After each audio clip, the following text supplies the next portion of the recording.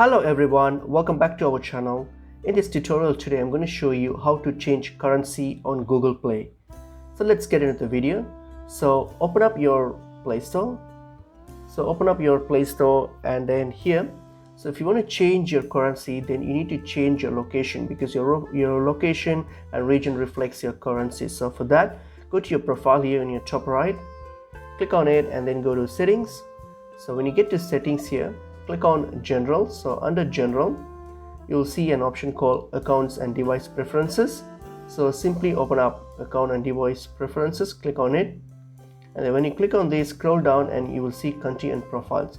So if you want to change the currency, then you go to click on the country where you are located and then change it to the country where you want to click it and then change it to the country where you want the currency to change it to. So please note that you will be only able to change your country or currency once for every 12 months. So just keep that in mind, and also you need to be in that location, in that particular location of that currency of that place where you want to change the currency to. So keep those things in mind, and that's pretty much it is.